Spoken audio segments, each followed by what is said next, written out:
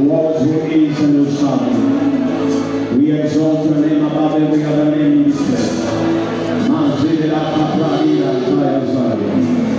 Nisaidie kukushukuru Bwana, kumwambie Bwana asante. Mambo haya ni matendo ya Bwana, yale ameandaa kwa sababu wanaopenda. Na Bwana tunasema asante. Neno lako linasema twaweza kuandaa farasi kwa vita, lakini ushindi unatoka kwako Bwana.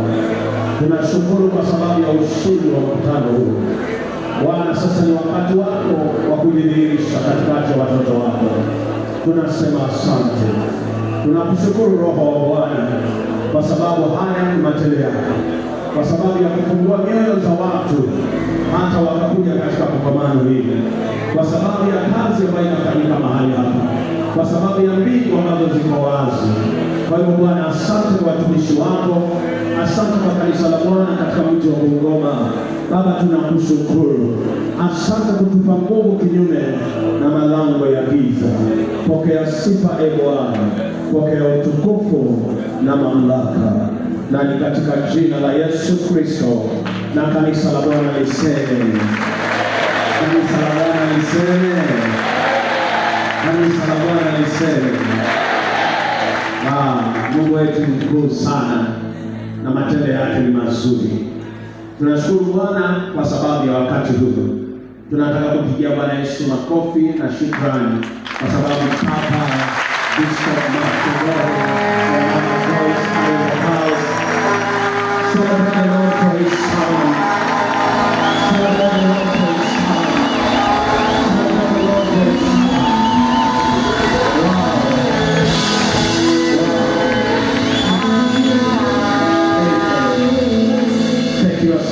God bless you.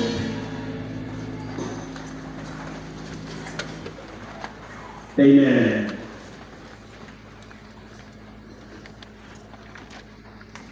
Ninataka kushukuru Bwana. Nitakuwa natumia Kiswahili kidogo, na pia baba yangu alitumia pesa mingi kunipeleka shuleni. Natumia Kizungu pia kidogo. Kwa hivyo kwa sisi wote kuelewa. Kwa hivyo ninashukuru Bwana sana kwa sababu ya nafasi hii ambayo Mungu ametutunuku kuwa mahali hapa. Naamini kwa jina la Yesu kwamba mbingu ziliandaa ili jambo likatendeke, na tunasema asante. Biblia inasema kama siye Bwana alindaye mji, basi walinzi wanafanya nini? Kazi bure tu.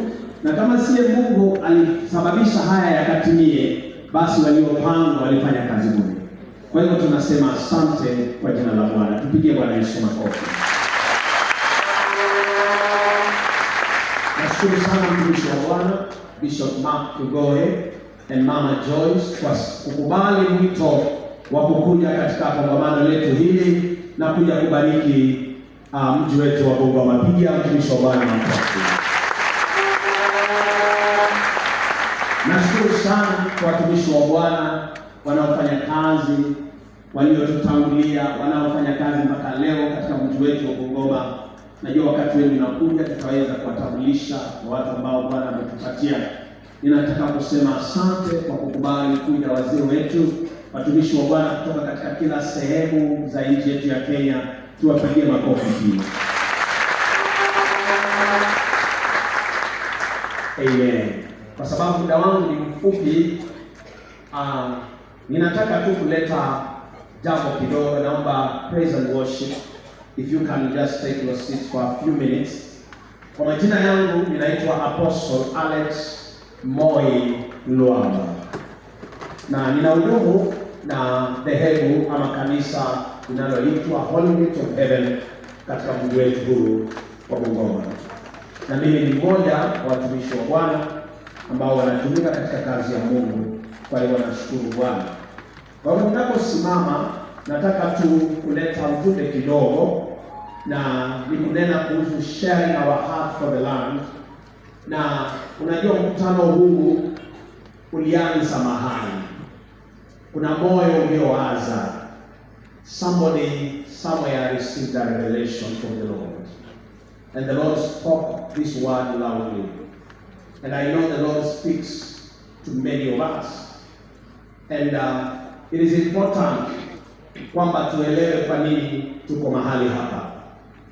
Huu mkutano unaitwa The Outpouring of the Lord's Power upon His People and Kesha, na ni kwa sababu ni mkutano ambao tulisema sisi watumishi wa Bwana na kanisa la Bwana tunafaa tuwe na wakati ambao ni mwafaka kama huu wa kuacha kanisa zetu na kuweka majina ya kanisa zetu kando na kuja hapa kama watoto wa Kristo na kuliita jina la Bwana as a body of Christ.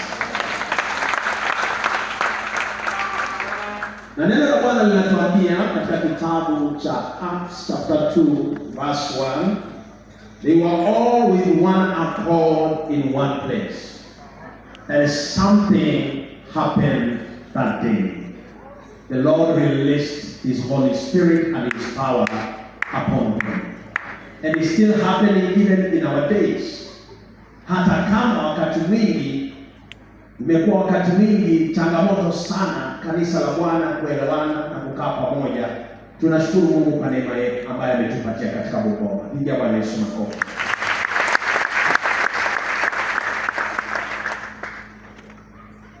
Mungu wetu, our God has a pattern which He has set, and it works for anybody who complies and adheres to the pattern. And one of the patterns that our God uses is when His people are united, the Lord is pleased and the Lord releases a blessing. And the Lord gives them power to overcome the gates of hell. Even when Jesus prayed, katika kitabu cha Yohana 17:21, Yesu akaomba na kusema kwamba siombei tu ulimwengu, bali nawaombea kwamba muwe na umoja, kwa sababu mimi na Baba ni kitu kimoja. Na waombea pia nani ambao mnaniamini muwe na umoja kama huo. It is the prayer, and is the prayer of the Lord, that His people, His children, His ministers, His servants are one. The state of any territory is a reflection of the kind and the quality of believers in that territory. Praise the name of the Lord. Amen. The state of Bungoma and the quality of our land and the victory and the quality of the lives of people in our land is a reflection of the quality of the church. And the altar of the church is responsible for anything that happens in the land. When things go right or go wrong, the Lord does not ask the government. It comes to His people. Come on. And His people is the church. Praise God. So when things are not going right, we must sit somewhere as a church and ask ourselves some questions. Are we doing it right as He said? If we are not doing it right, somebody must call us to order. Come on. And bring us together. Yes, sir. And help us begin to do things right. Yes, sir. Praise the name of the Lord. Amen. Jesus said in the book of Matthew chapter 5 verse 13, we are the salt of this earth, but we must maintain the flavor. We cannot afford as a church to lose the flavor. Praise the name of the Lord. And when we do this, the Lord releases power and He gives us victory against the enemy. But when this does not happen, the gates of hell find loopholes to penetrate and bring evil over our land. I know as churches, we pray. Makanisa wa tunaomba. I know that. I know we have night vigils and keshas. We do that. I understand indeed we are called by God. But there is one thing I want you to know, people of God. Even as we pray as churches, Nothing fortifies the spiritual wall of the land like when we leave our individual churches and come together and say we have come to pray as believers and children of God, like we have done today. Clap for Jesus Christ. Bungoma, tumeona matunda ya kutengana sana, lakini sasa tunataka kuona matunda ya kwenda pamoja. Kuona tuna historia mingi sana za kutengana, lakini tunataka kuandikisha historia ya kuungana na kufanya kazi ya Bwana pamoja.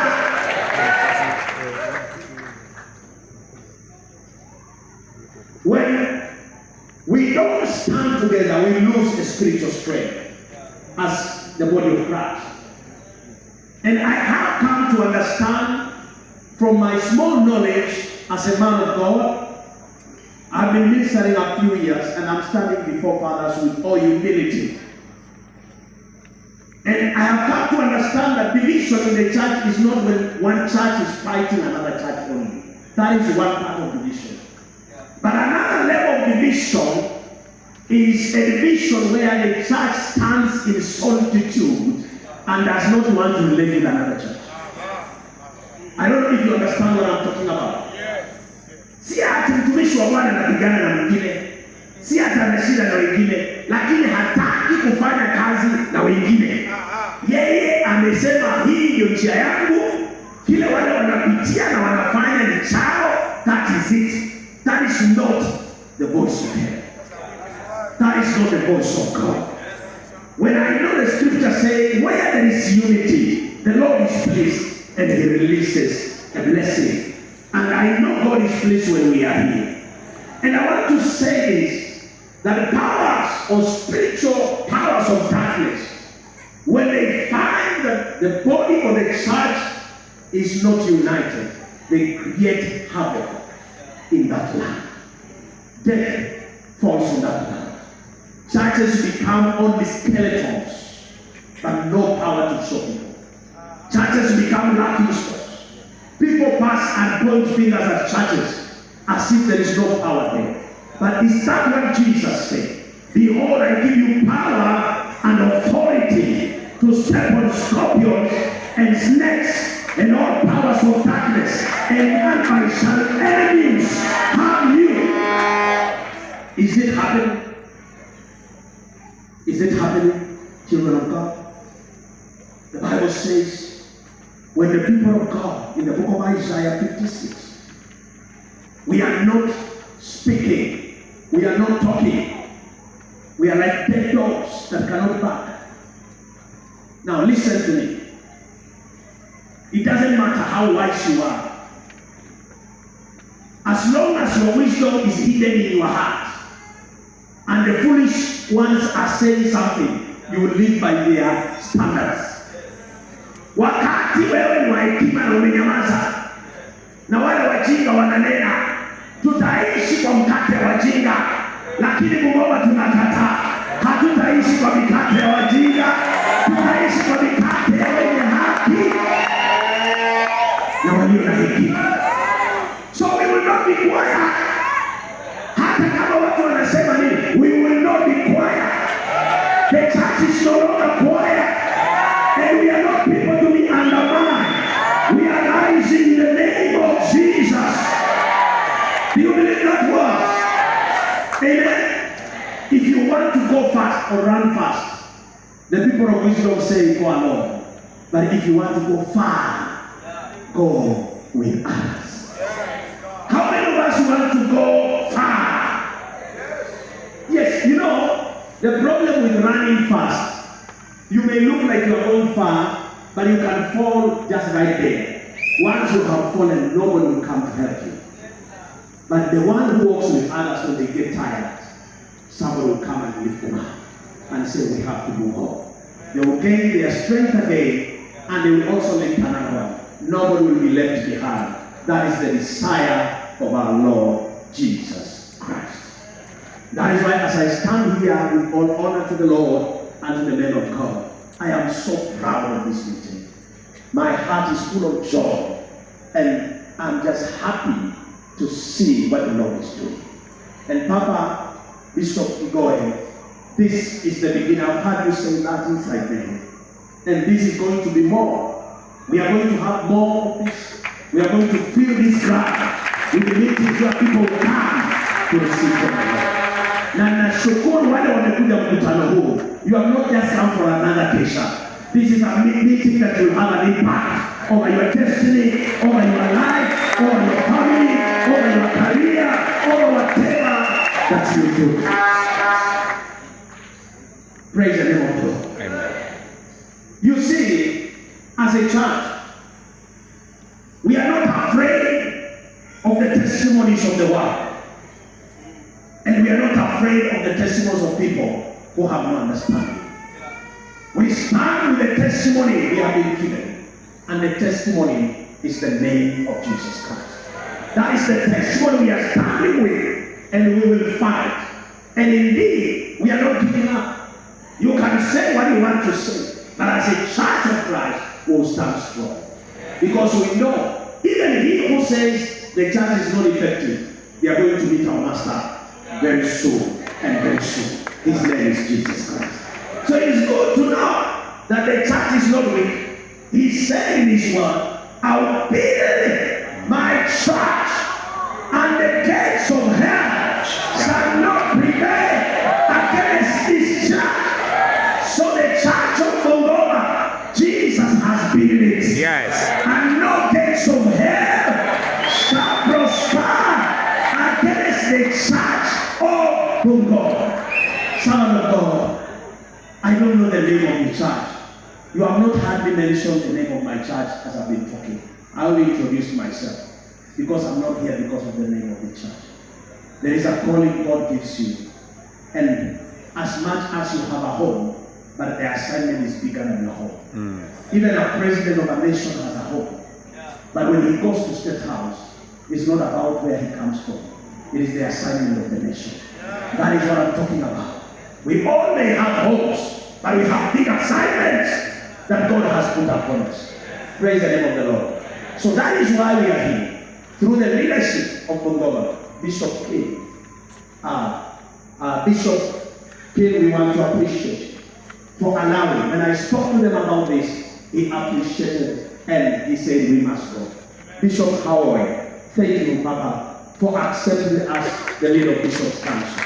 Men of God and fathers of this land, thank you for accepting to sit there. Remember, this man who is speaking to you is not even wanting to do so. You have done great work, but I just stand here by the grace of God. So as I finish, and then I'll be bringing in the man of God to bring introduction. I just want us to sing this one song. I don't know if my praise and worship can come. It is a hymn.